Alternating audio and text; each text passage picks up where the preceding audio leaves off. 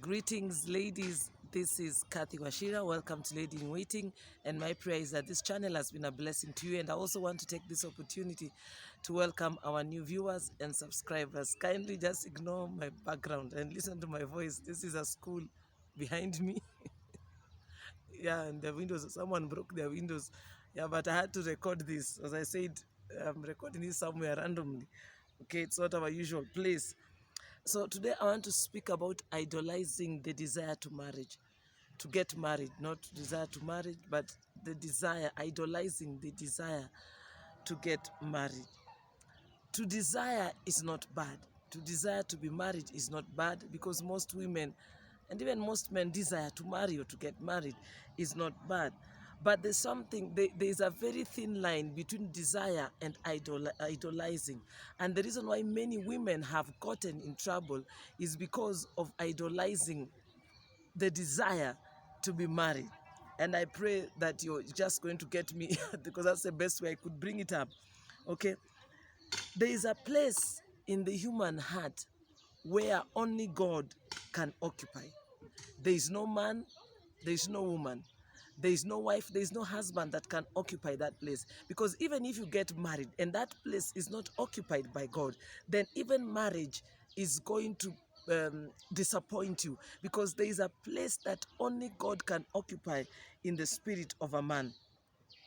If he does not occupy it fully, then even the relationships that we have and the marriages that we seek will still frustrate us and most likely fail, because there is a place only God can take.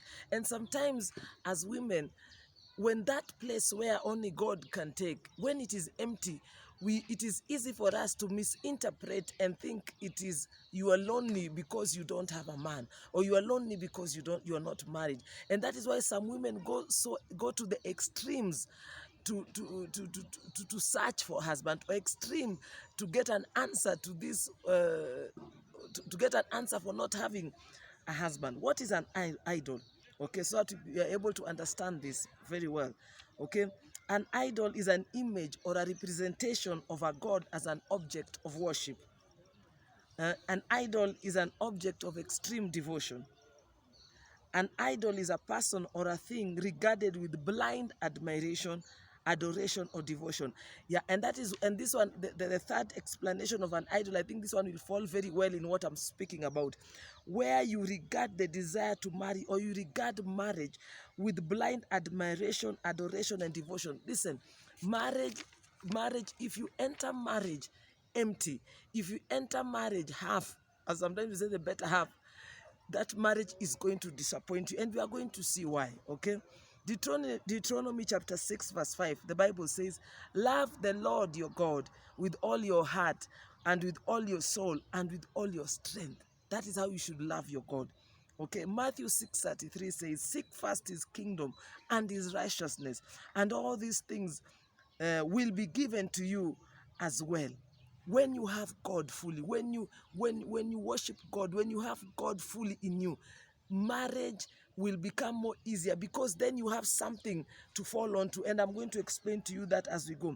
An idol demands worship, and that is why you find yourself, when you're not married, you're constantly thinking about it. You think that when you get married, then you're going to be happy. You think that that is the solution to the solution to the state that you are in currently. In other words, you're starting to worship the desire to be married. Okay, an idol demands sacrifice. That is why you find yourself giving offerings and sacrifices to people, or to altars, or to prophets, and to what? In the name of them helping you to get married. And yet this is something that God has given us freely. This is something that anybody can get married, whether you are a believer or not, whether you are a Christian or another religion. Marriage is for everybody. But why do some people always go to the extent of even wanting to give a sacrifice and to give an offering? That is because they have made that desire to become an idol. Okay?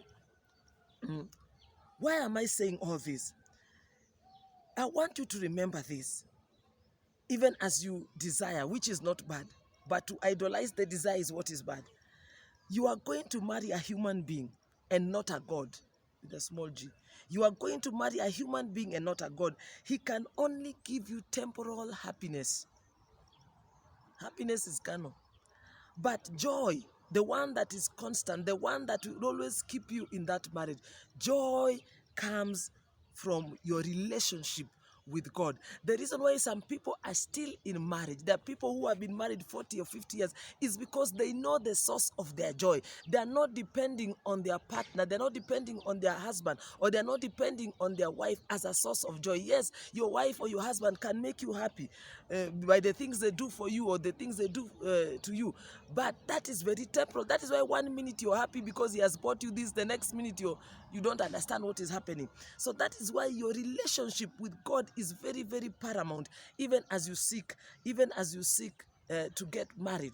Okay, but when you idolize that desire, that search, then you're going to enter marriage empty, because you're not going to be spending time with your relationship with God. You're busy looking for something, thinking that thing is the answer. Okay, marriage is not bad, but it's not the answer to everything. Marriage sometimes gets lonely, and it does get lonely, because remember, this person you're married to, they also have their issues. Sometimes they don't know what is going on with their lives, and if you're depending on them to comfort you, and that time they're in a state where even them, they don't know what is happening, then that marriage is going to disappoint you. That is why you need God.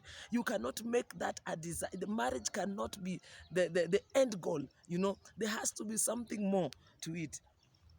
Number 3, you need spiritual nourishment to remain stable in marriage. The thing that stabilizes us in marriage is not our spouses, it is our relationship with God. Because the truth is, marriage sometimes fails you. Sometimes that man does not tell you what you want to hear. Sometimes you want something he cannot give. Sometimes you don't even know what you want, and even him, he does not know what you want. The only person who can give you what you want is God, and that is why your relationship with God is very important. The last thing I want to say, when marriage is failing you at times, because marriage sometimes fails us, and I'm not saying failing where it leads to divorce.